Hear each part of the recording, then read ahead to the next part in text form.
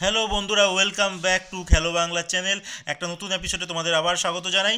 আর আজকের ভিডিওতে থাকছে আপুইয়া তুমি কার, ইস্ট বেঙ্গলের নাকি মোহনবাগানের। তো সেটাই এই ভিডিওতে তোমাদের আমি জানাবো। তার আগে প্রতিদিনের মতো বলবো, খেলার আপডেট ভিডিও পাওয়ার জন্য আমাদের চ্যানেলটিকে সাবস্ক্রাইব করতে একদম ভুলো না। তো চলো শুরু করছি আজকের প্রথম খবর। আজকের প্রথম খবরটি শুরু করব ইউরো কাপকে নিয়ে। ইউরো কাপে গতকালকে তিনখানা ম্যাচ হয়ে গেছে, যেখানে প্রথম ড্র কিন্তু গতকালকের একটি ম্যাচে এলো। তো প্রথম রেজাল্টটা বলে দিই। প্রথম ম্যাচ হয়েছিল পোল্যান্ড, যারা মুখোমুখি হয়েছিল নেদারল্যান্ডের সঙ্গে, যেখানে নেদারল্যান্ড 1 গোলে পিছিয়ে থাকার পরও পোল্যান্ডকে 2-1 গোলে হারিয়ে দেয়। দ্বিতীয় ম্যাচে স্লোভেনিয়া, তারা 1-1 গোলে ডেনমার্কের সঙ্গে ড্র করে। আর এটাই ইউরো কাপের প্রথম ড্র এই বছরে।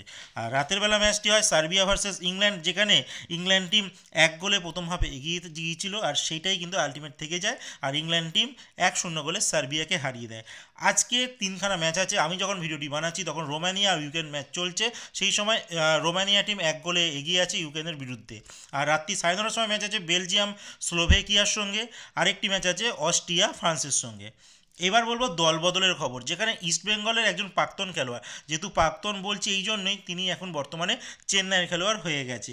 তো মান্দার রাও দেশাই লাস্ট 1 বছর ইস্টবেঙ্গলের মাত্র খেলেছিল, আর তারপরেই কিন্তু তিনি টিম চেঞ্জ করে আর দক্ষিণের ক্লাব চেন্নাই এফসিতে তিনি সাইন করে দেয়। বর্তমানে তিনি ওয়েন কোয়েলের নেতৃত্বে কিন্তু খেলবেন এবছর। মানে বলে রাখি, 2 বছরের ডিলে কিন্তু চেন্নাইতে তিনি সাইন করেছে। তো দেখা যাক চেন্নাইতে গিয়ে তিনি কেমন পারফরমেন্স মেলে ধরে। এবার আমি ইস্টবেঙ্গলের আরেকটা আপডেট তোমাদের জানিয়ে দিই। ইস্টবেঙ্গল তো জানোই এএফসি কাপের যে লিগ আছে, চ্যাম্পিয়ন্স লিগ 2, সেখানে ইস্টবেঙ্গল প্লে অফ ম্যাচ খেলবে। আর এই প্লে অফ ম্যাচ খেললেই কিন্তু, জিতে গেলেই তারা কিন্তু গ্রুপ স্টেজ পেয়ে যাবে। তো বলে রাখি কাদের সঙ্গে ম্যাচ খেলবে। তুর্কমেনিস্তানের একটা ক্লাব আলতাইন আসিয়ার, এই ক্লাবটির সঙ্গে কিন্তু খেলবে। আর ইস্টবেঙ্গলের কোচ, তার কিন্তু এই টিমটা পুরনো নয় তার কাছে।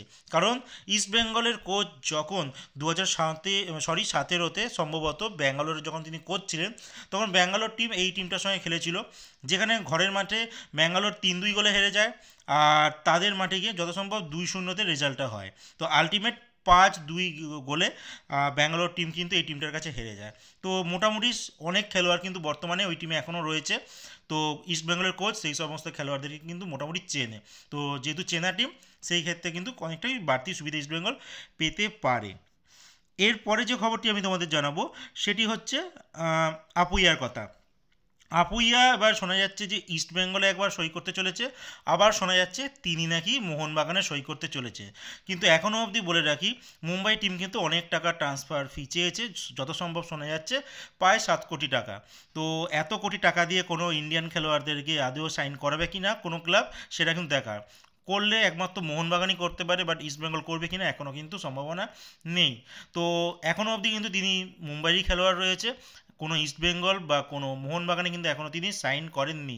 তো দেখা যাক, অনেকেই হয়তো বলছে ইস্টবেঙ্গল এসে গেছে, অনেকেই বলছে মোহনবাগানে এসে গেছে, বাট এখনও অবধি কিন্তু তিনি এই দুটো ক্লাবের মধ্যে কোনো ক্লাবে সাইন করেনি। নেক্সট কিছুদিনের মধ্যে কিন্তু ব্যাপারটা ক্লিয়ার হয়ে যাবে যে আপুইয়া নতুন মরশুমে কোন ক্লাবের হয়ে খেলবে, নাকি তিনি তার পুরনো ক্লাব যেখানে তিনি এখন খেলছেন, মানে সাইন কন্ট্যাক্ট রয়েছে সেখান, মানে মুম্বাইতেই খেলে, মানে খেলবে এবছর। তো আপাতত এই খবরটাই এতটুকুই।